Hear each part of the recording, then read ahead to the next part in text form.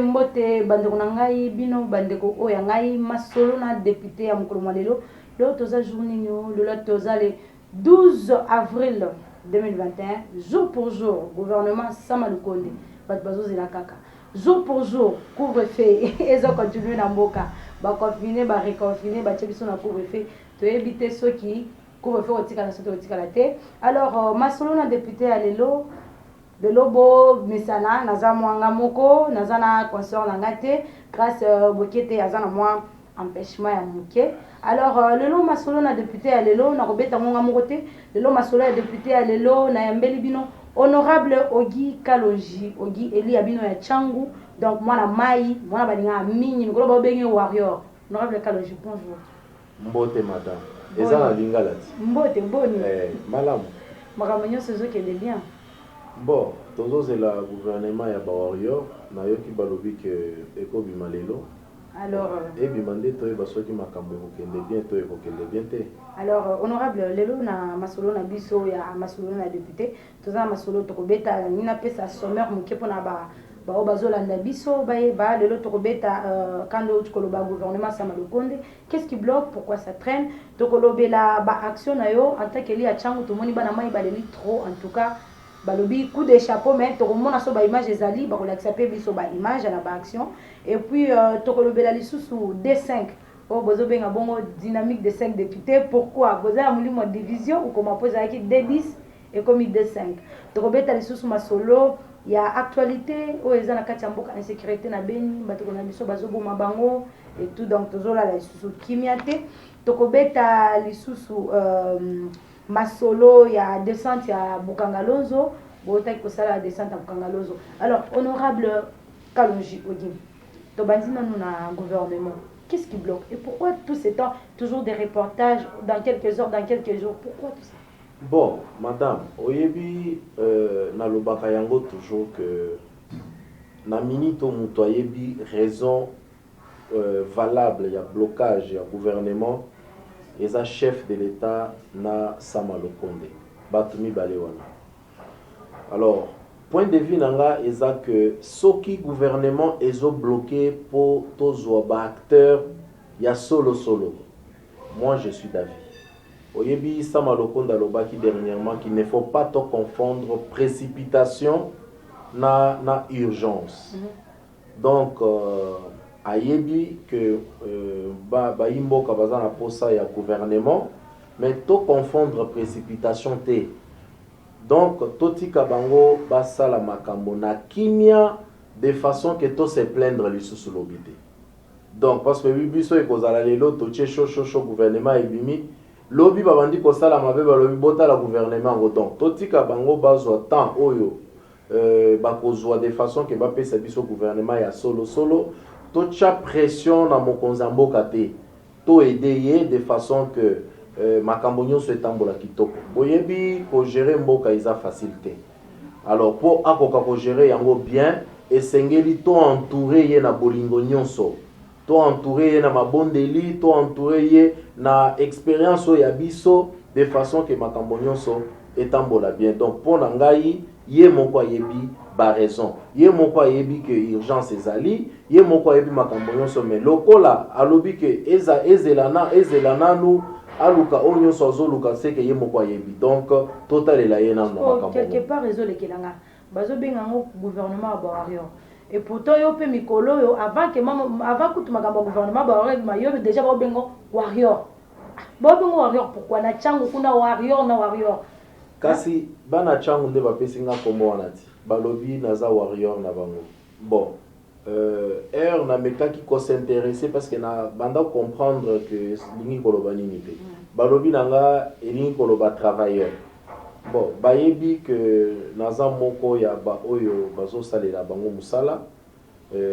jour nuit tozosala toza toujours à l'écoute ya bango bon et c'est puis ça qui bango bapesanga kombo wana ya warrior oyo eza warrior ya gouvernement te eza warrior ya bana changu voilà eza deux warrior différents eza warrior différent warrior ya gouvernement bakozala tokozala na bango mais oyo eza warrior en dehors ya gouvernement oyebi ce n'est pas seulement na kati ya gouvernement nde toko servir peuple non même en libanda ya gouvernement toko servir peuple parce que tolobaka yango toujours chef de l'état azalaka porteur ya vision ce qui a porté vision on a lancé vision et ont revenir na biso ba acteur politique to matérialiser vision ya chef de l'état donc mutu nyonso place azali na oyo azosala il faut abenda sikoyo vision ya mokonzi ya mboka wana a matérialiser yango donc ngape warrior côté na nga nazo matérialiser vision ya chef de l'état ba warrior ba kokende na gouvernement ba matérialiser pe yango. Alors en tant que warrior wa Tchango tu as vu que osali ebele o nga na koki ko insinuer yango te yo moko betela biso osali libana Tchango ni. Bon, oyebi madame Tchango eza d'abord munene, Tchango eza munene makasi. On a pesa bana nyonso ya Tchango mbote.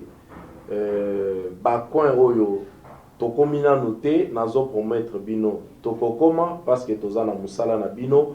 Mais ngai eloko na sala ki c'était d'abord kozwa ba coin parce que balobaka na lopoto qui embrasse trop embrasse mal. Nalobaki nakende étape par étape. Ya liboso nazwaki nanu terre jaune. Nasali ba activité belé un peu éparpillée. Terre jaune place to monaki projet Chile Gelo voilà. To salaki biloko ebelé de manière éparpillée, mais après naye ko comprendre que non, il faut ko kende nango étape par étape.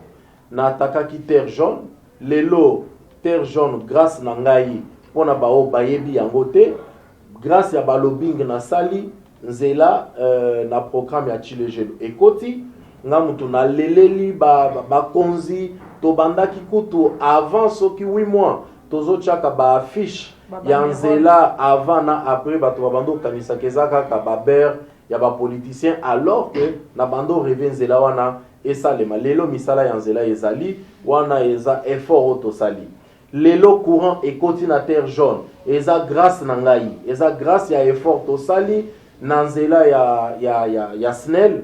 On a pesa d'ailleurs directeur général Yasnel na équipe na mobimba parce que bazalaki toujours à l'écoute. Chaque fois to bando ya to yebisi bango ke bana Tchango bazolela, bana terre jaune bazolela azalaki toujours à l'écoute pour makambo kende liboso to pesi yo merci. Mon konzi mboka yekutu azolala te. Oyebi que ye azamuto le peuple d'abord. Donc le peuple d'abord eza nzela, eza mai, eza courant. Donc, ayokaki bambele wana alobi, il faut bazwa courant, il faut bazwa nyonso, ba instruction et pesamaki partout, SNEL, OVD, ainsi de suite, de façon que bana ya Tchango bakoka ko retrouver bonheur na bango. Donc, en dehors ya owana, tozana ba centre de formation, bazo tangisa ba jeune fille mère, bazo futa yelo côté. Donc gratuitement biso moko tozo somba biloko nyonso po bakoka kotanga to réinsérer bango lisusu na population lelo tozo sala par exemple nazo pesa exemple ya pont toza na kati ya ko construire entre quartier Mouke 1 na quartier Mouke 2 eza donc ba quartier mibale wana moyen de communication eza pont oui. Alors pont wana bazana ngote lelo tozo sala pont wana de façon que permettre ba maman na biso ba koka kokota ba koka kobima lelo toza na kati ya kobundela makambo ya cimetière oyo eza côté ya aéroport cimetière wana ya RVA lelo tozo bundela makambo ya mai donc totaki kochela bango ba forage to chaki ba forage mais ekokina nous te il faut to bakisa lisusu donc soki to silisi wana tozui place mosusu neti efo bank ba kwa misusu wana bibwa tozui banjili. Donc, tokokende étape par étape. Et là, quand on senga eza bapesa biso makasi, bapesa biso soutien na bango pour tokoka kosala la bango. Mais naza na conviction que toko changer Tchango. Tchango toko transformer yango, eza juste question ya kozala na volonté. Alors volonté, tout le monde qui a la volonté, yango wana bapesi kombo ya warrior. Kasi yango bapesi kombo ya warrior. Alors tolongo no na masolo wana, tokoti no na masolo bukanga lonzo. Nana linga teka bukanga lonzo place ole balona masango bat balia balinga balona bangi poso na lobi na français ba benga on so cannabis oni cannabis bat ba yoka ngote nga mo no ko il faut ko benga bangi donc place ya ko cha masango balinga cha bangi la population va fumer ou la population veut manger honorable madame kasi oyebi D10 D5 Dynamique 5 eza équipe moko ya makasi bango nyonso ba warrior Chéribin Okende warrior Eliezer Ntambwe warrior Charlotte Masiala warrior Ados Ndombasi warrior nga moko kutu warrior de warrior donc comme warrior avec S voilà donc bango balobaki tokola la pongité parce que peuple balança kimbela tokendaki sur place na bénédiction ya bureau ya Assemblée nationale ou d'ailleurs les lots toko soumettre rapport et pas président ya Assemblée nationale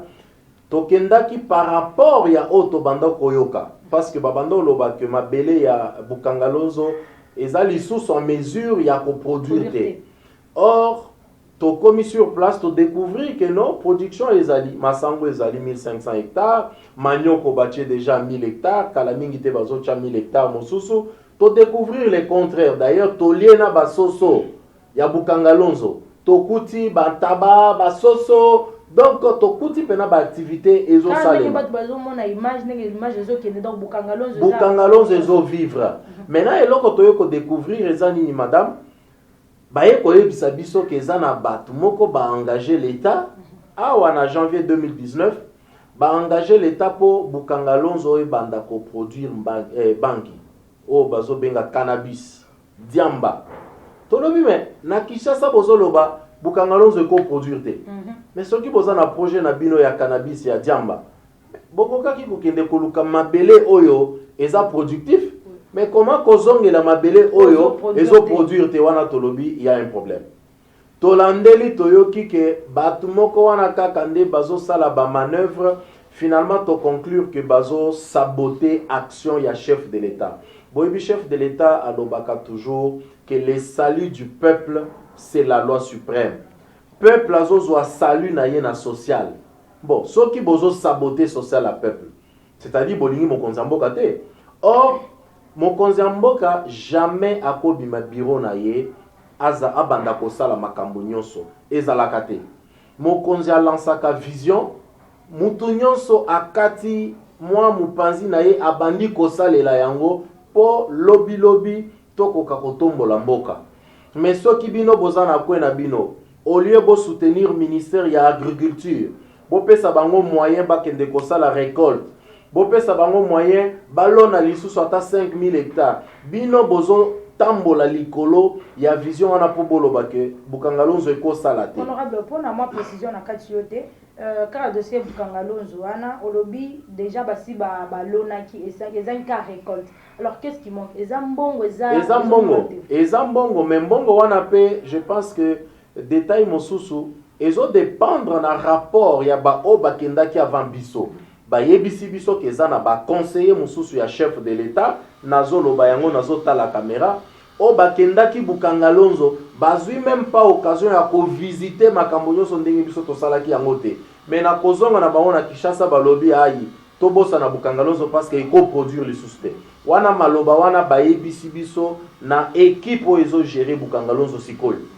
Alors biso toke to découvrir eloko mususu yango to sengi ba pesa bango mbongo basala récolte po bakoka ko planter lisusu selon ba saison. Mais en ce qui concerne makambo ya kolona ba récolte eza en attend sombo wana eumeli biloko ko tiko pola ka saison pola de non awa ezo pola déjà parce que en fait sur le 1500 hectares eza na 40% au ekwei déjà ba pesi biso ba détail technique balobi na biso masango ezala kandenge nini engin ezoya et qu'on récolte kaka masango eza ya côté les maboy.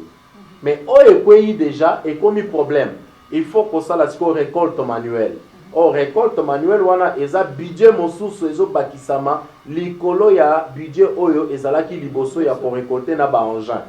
Mais o ekweyi déjà eza na kati ya kopola donc soki totiki déjà bambula mibale misato et kopola na ngombo de toutes les façons lokola toyebi ke bato babundisaka action balingaka makambo esalema te bon mais biso tozo lancer mbela et pas mokonzi mboka atala makambo te a sala effort que bapimisa mbongo récolte et ça la parce que ça na bato bazo saboter action na tout délaissé les parcs produit mais a produit mais on n'a pas mis le moyen pour qu'il y ait récolte.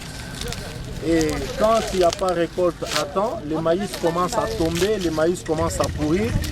Et selon ce qu'on nous dit, il y a possibilité de perdre au moins 30% de ce qui a été planté. Je pense que c'est méchant.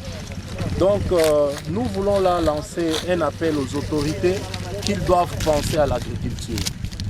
On peut ne pas aimer la personne, mais ça, c'est quelque chose de très important parce que les Congolais doivent manger, les Congolais doivent mieux vivre.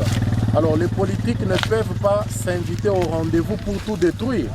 Donc vous voyez qu'à cause de 3 millions de dollars seulement, selon le ministre de l'Agriculture, on a saboté toute une plantation. Donc c'est très méchant et nous disons stop à ceux-là qui pensent que Bukangalonzo est foutu. Bukangalonzo n'est pas foutu. Bukangalonzo produit, Bukangalonzo peut produire si réellement il y a des moyens. Donc si on ne donne pas le moyen, Bukangalonzo ne peut pas évoluer. Alors on va essayer de comprendre pourquoi et à partir de quel moment on avait stoppé à mettre le moyen à la disposition de Bukangalonzo pour essayer de comprendre réellement ce qui se passe. Récolte manuelle, Bakongolais baza kokufanza na mboka. Pona nini bokokaki kozwata si ça dépendait que de moi. Pona nini bokokaki kozwata mécanisme moko ko babozwi ba bus botier partout des arrêts au eza que mutu nyonso oki ko mata baki Bukangalonzo donc ba volontaire baki Bukangalonzo babandi ko lokota ba masango wana ezo sunga population ne madame oyebi bison de l'État, bas député, bas sénateur, bas ministre, bas conseiller, bison de l'État. Donc, ils ont posé la question, mais l'État a salé le bison de l'État. Alors, peuple ozolo bawana, bazo se débrouiller peut-être pour balia, pour baluka masango oyo biso l'État, tozo négligé. Alors, biso moko l'État, tocha ba bus, nga d'ailleurs na kosenga ta ba député, ba sénateur, ba ministre. Tocha babus biso moko tokende kosala récolte wana.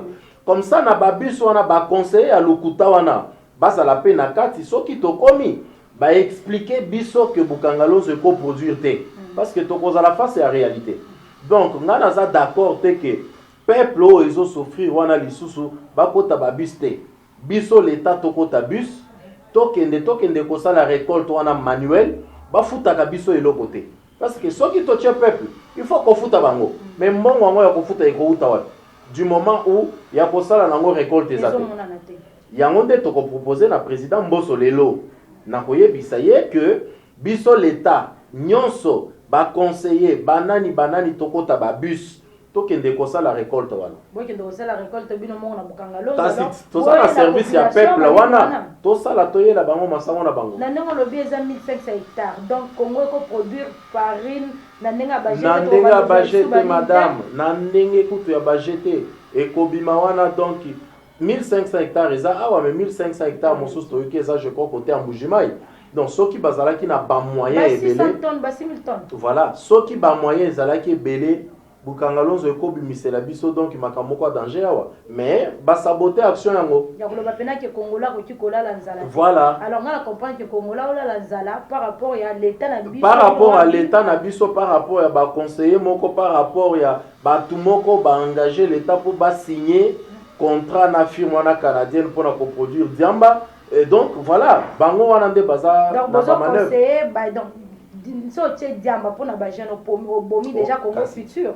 Non, bango bakanisi que non, lokola il faut topé sa formule que non, ba nzete a diamba wana eko produit bakisi, mais non, bako avoir bisoté. Soki yango, mais botika Bukangalonzo, bokende koluka na banda kona bino. Voilà, donc je pense que bazo saboter sérieusement action ya mokonzi mboka, il faut toter les melayango. Alors na banzi ke boyoki dossier Bukangalonzo, il faut que bakonzi mboka ba prendre en charge makambo wana pour bangonde baza l'état ya biso petit peuple. Alors kaka na D5 de Bukita ki wana, dynamique des 5 députés. Ezalaki D10 et qui D5. Tant ezalaki D10 comme président Jean-Marie Leclerc. Non, ils ont molli mon division, madame. Je pense que Essengeli va comprendre l'objectif. R. Tokeyaki 210. D'ailleurs, pour la historique, D10 est créé qui est pas Nanganandako. Na bengisaki ba collègue nanga député Ebele, Bilili Ezali, Ebele en tout cas, tozo sala échange de vœux. C'est là qu'est partie l'idée à créer D10. Parce que le peuple na biso babando pour rencontrer makambo ebele na makambo sot mouton makambo 100 jours. Donc pour comprendre que biso tozalaka kaka batu moko tolingaka kovanda te, tozalaka batu ya batu nde dedi se bandaki wana epa nanga. Tokei to approcher bureau ya ensemble nga na boyaki ko porter responsabilité topesi yango kulutu na biso Jean-Marie Lukulasi yende azalaki président ngai rapporteur. Mais tozalaki na mission Assemblée nationale epesaki biso to enquêter na makambo ya 100 jours. To enquêter to silisi to pesi rapport. Mutu na mutu a continuer makambo babanda ko sala. Donc après wana batu bazalaki très occupé na makambo ya gouvernement boye, mais biso to moni que non, to koti kala kaka makambo gouvernement te pendant que peuple bazo kufa. Nde D5 ezali D5 de toutes les façons to bando sala toujours. Ozo mona keza batu moko baza tellement na makambo ya kozwa ba pouvoir te et loko zo intéressé biso eza bien-être ya population. Donc tant o ba misusu bazo bunda pona makambo pouvoir nde biso tozunzela na biso tolobi to salela peuple to rappeler ba konzi que peuple azo kufa. Donc nde existence ya 2-5 toza na ordre de mission oyo Assemblée nationale et pesi biso lisusu soki après ordre de mission wana Assemblée et lobby n'a pas renouvelé les sous confiance.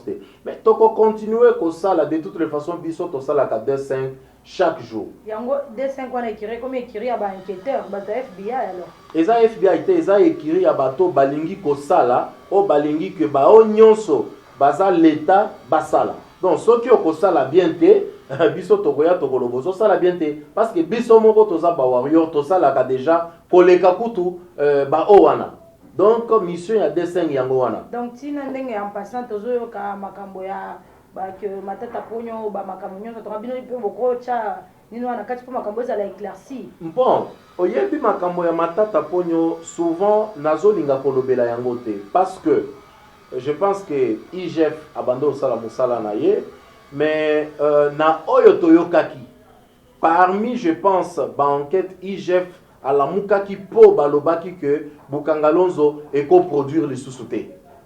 Nde IGF ala. Mais Herbiso toke to découvrir le contraire. Que Bukangalonzo ezo produire. Bukangalonzo ezo vivre. Le bin abiso que Bukangalonzo est stoppé misala na 2017 depuis départ ya ba sud-africain. À partir ya moment wana nde sali que garage bayibi ba moteur ya ba engin bayibi mituka ainsi de suite. Il faudrait toye ba banani basali yango. Donc, biso toza na pouvoir wana ya kokende kosala lumière wana te tout ça non. Problème na biso eza masango Bukangalonzo oyo lobi balobaki eko produire te et produire lelo bakotisela yango population. C'est ça notre problème.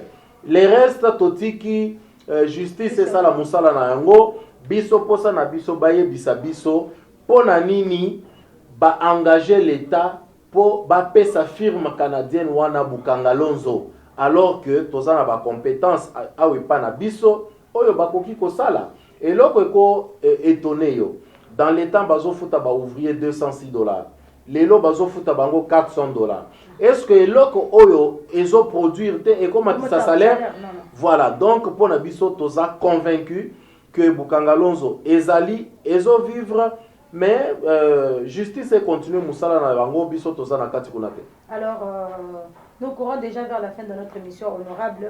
Donc l'émission c'est le temps, mais Tozana nous manqué honorable. Chaque jour milelo.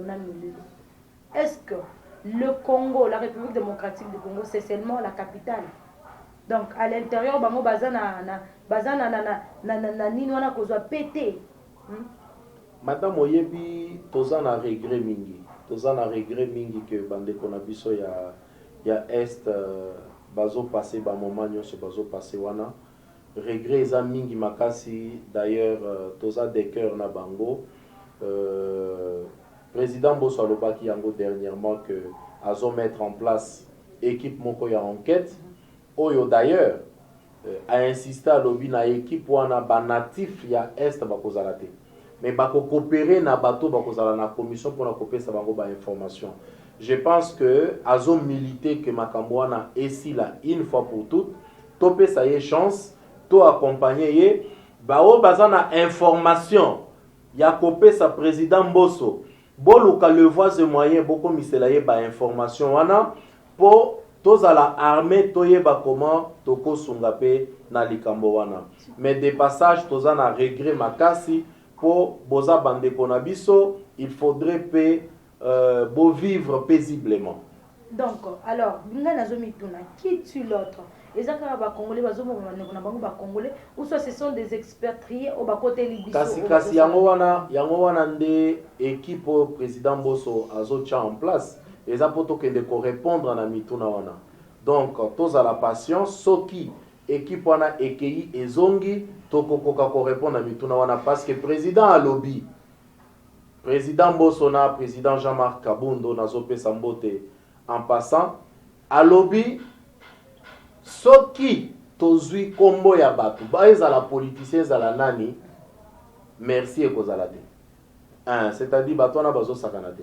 Donc tozala patient tokende tozonga nde tokokoka ko répondre na question wana. Honorable oyezaka masolo muke tolingi to peta to beta entre nous mais to flasher ba téléspectateurs wa muke. Oyebi ki embouteillage eleki makasi na ngwe Kinshasa. Bon, oyebi hier moko pe eza ekumbeli na biso. Bato balingi siko basa ila bango liso. Eza makamba ba transco tondi wana te. Siko to diminuer transport kasi. Soki to diminuer bolobi chef de l'état ngozo sala ni. Kasi atindi soki 400 bus lisusu. 400 bus yango wana donc kana kinda na Kinshasa. Pourquoi non honorable. Pourquoi ba transcom susu ndambo ko kende na ba intérieur te?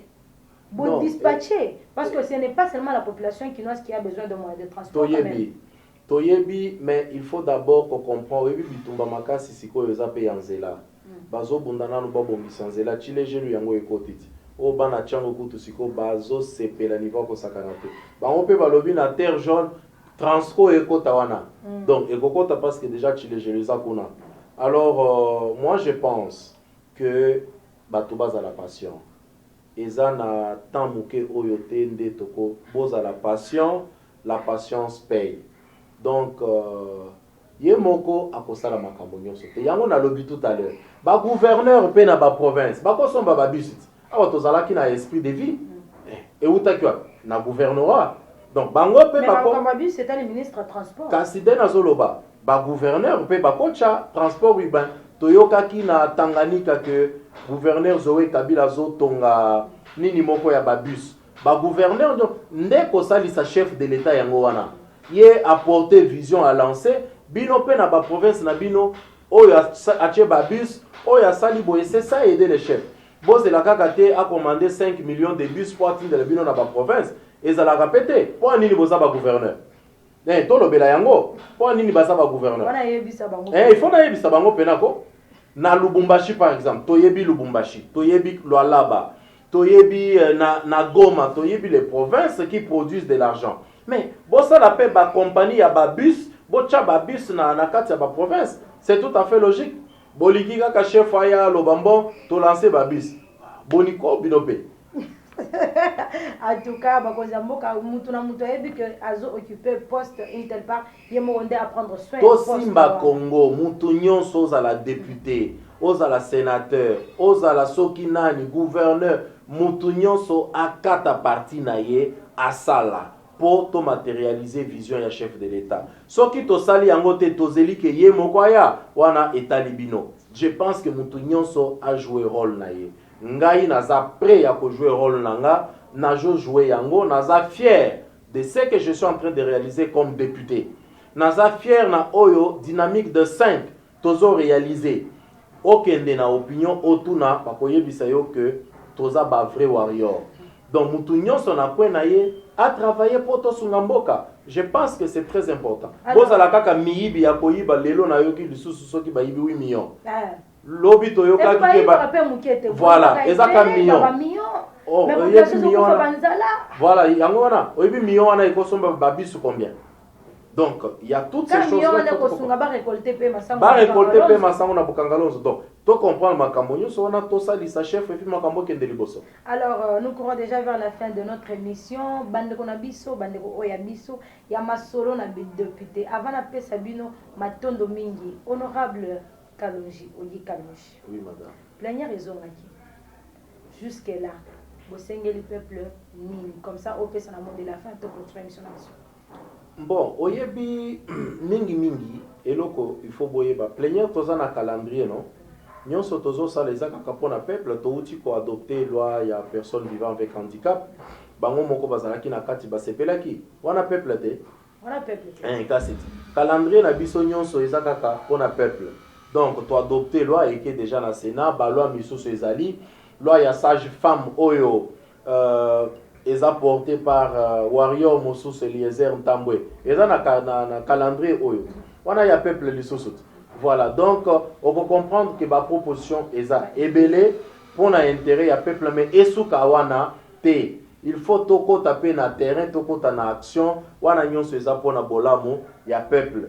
Na participer na loi wana ya sage femme pour ezala retenu na calendrier oyo depuis d'ailleurs bureau et assemblée passé na salaki musala en tant que président ya réseau des jeunes parlementaires parce que na kenda ki ko réclamer ba loi nyonso ba jeune ba kotisi loi ya sage femme oyo honorable Eliezer a porté ezalaki retenu. Je pense que za musala tozo sala tozo simba na po makambo kende liboso donc nyonso wana eza pona bénéfice ya peuple pona kosukisa eza kaka ko remercier yo ko remercier balandi nyonso ya masolo na député bo soutenir étoile na biso ya sika yango yeyo akende liboso bana diaspora nyonso message nyonso botindela nga nazwaka yango na pesi bino merci ba encouragement nyonso na musala tozo sala to pesi merci lisusu na fondation Kalongina les amis de Kalonji ba Warrior Mosusu bango wana to pesi ba bino nyonso merci bo continuer kopesa biso makasi pona bolamu na bino nyonso. Alors son numéro de téléphone ezali opesa bango ou soit ba député ba pesa ba numéro na bango pa te numéro oyo akoloba ke ba fan na yo ba donc population les rapona honorable Kalonji kasi numéro ya serviteur na bango ti pesa ngo pona ni donc pona nyo ba o nyonso balingi ko contacter biso toza na 085 156 56 56. Voilà, donc beaucoup zobiso, beaucoup de biso message, toko réagir, tous ensemble. Alors merci beaucoup honorable Kalonji ezalambala liboso to ya sukate na koyambayo na plateau ya biso ya masolo na député to changer style. Bon ba nomona kande ko les arrière moko te vu que ça masolo na député, il faut que ba député mususu ba s'exprimer. Merci beaucoup. Alors plus 243 998 311 332 tokutani. Na ba oyo bazana possibilité ya kozwa biso na antenne ya tokomi wapi télévision kota na YouTube beta ndeko Eliezer tokokoma okomona ba émission nyonso na ba date nyonso okolanda o liker o commenter o partager izo sala biso bien o moni tambo critiquer na ba commentaire wana yango zo pesa ngai suma kasa komata so bo finga ngana bo bisa ba critique o sanga bien so bozo encourager ngana oyo kalokwa bo bondela il faut bo critiquer bo sante les gens parfois no sala ki bien te alors tokutani.